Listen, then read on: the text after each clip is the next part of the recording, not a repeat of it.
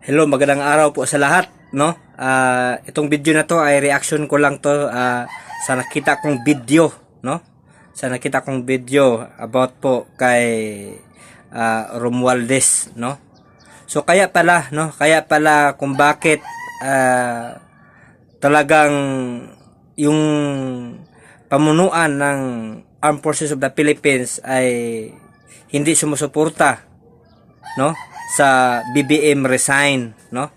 Kasi una, hawak pala ni Romualdez, no?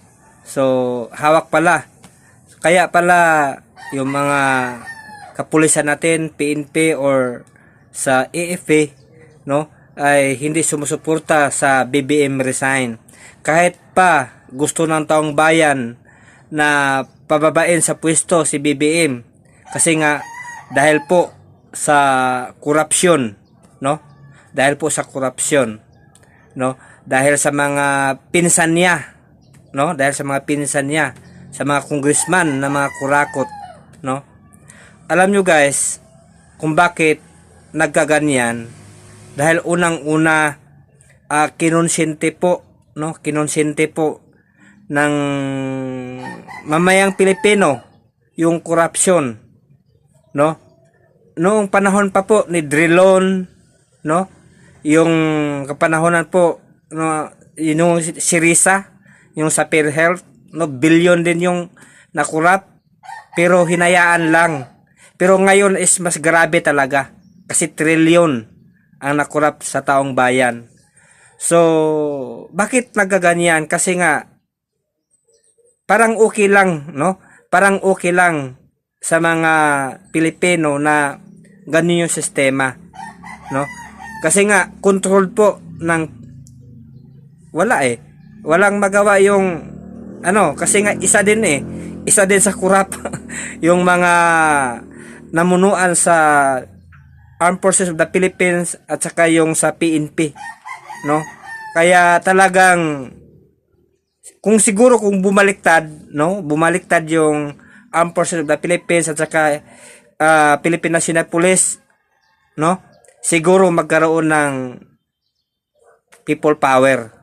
Pero kahit pa sabihin na mas marami ng mga Pilipino na gusto na BBM resign or mapababa sa pwesto si BBM, pag wala yung puwersa ng military at PNP, kahit talagang hindi mangyari mapababa sa pwesto si BBM, no? Kahit sabihin nating sobra na, tama na, no? Kahit ilang milyon pang tao mag-rally, as long as walang suporta yung AFP at PNP, hindi talaga mangyari yan, no? Hindi mangyari na makababa sa pwesto. At tuloy-tuloy yung pangurakot. Lalo na nilihis nila, no? Nilihis nila yung skandal ngayon, no? Kasi nga si Unggoy na si Unggoy na yung nakaupong ombudsman, no? Isipin nyo guys, yung taong may kaso, lalo na yung anak niya involved sa droga, no?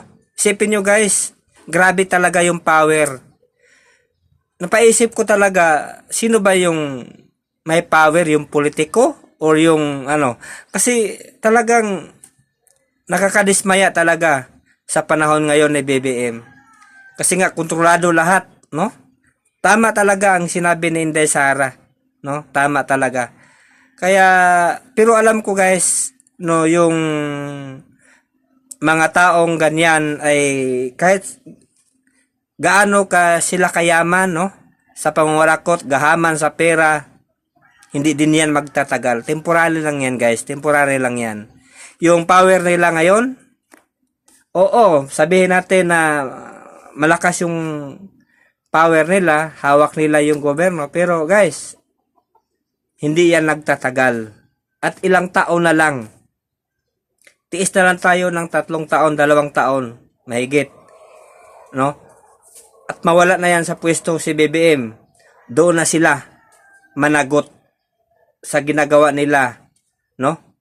Alam ko at alam ng maraming Pilipino na yung magpinsan na yan, no? Dapat hindi lang patayin yan eh, no? Dapat balatan yan na buhay, no? No? Ito si BBM, yung utak talaga, yung talagang namuno. Kasi isipin nyo guys, yung insertion, no? Hindi mangyari yan kung wala siyang approval, no? Kung hindi siya nag-approve sa mga billion o trillion na insertion na yan sa mga departamento sa nabulol na ako, no, sa DPW at sa mga project po nila, lalo na sa mga tinatawag nilang yung ghost project guys, no? Talagang nakapadismaya talaga, no? Kasi nga kung hindi yan inaaprubahan ng Pangulo ay hindi mangyari yan, no? Hindi mangyari yang grabe yung korupsyon kung hindi, no, inaaprubahan ni Pangulo yung mga ganyang bagay, no? Kaya guys, ang unang managot dyan sa panahon ngayon sa trilyon na skandal, no?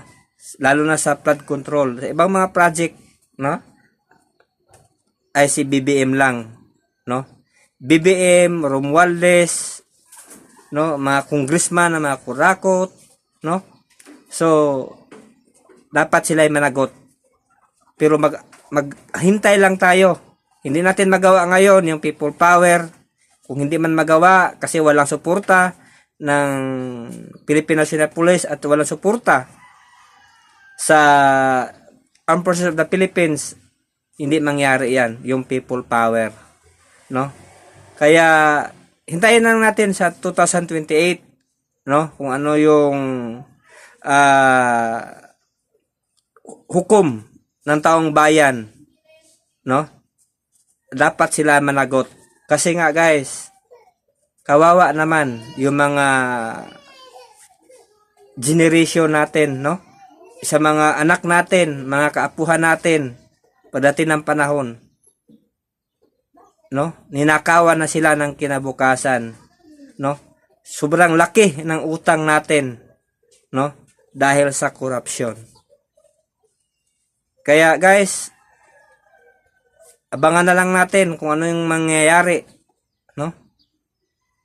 Pero ito lang masabi ko guys sa mga korap na mga opisyal ng gobyerno, kahit sabihin quadrillion pa yung pera nyo, isipin nyo, hindi nyo yan madala sa impyerno. Kaya congrats na lang sa inyo, mag-enjoy lang kayo, happy kayo kasi nga nagiging successful yung pagkakurakot ninyo, nagiging success kayo sa ginawa nyo sa taong bayan. Kahit sentabo wala kayong madala sa impyerno. Bye bye guys, please share.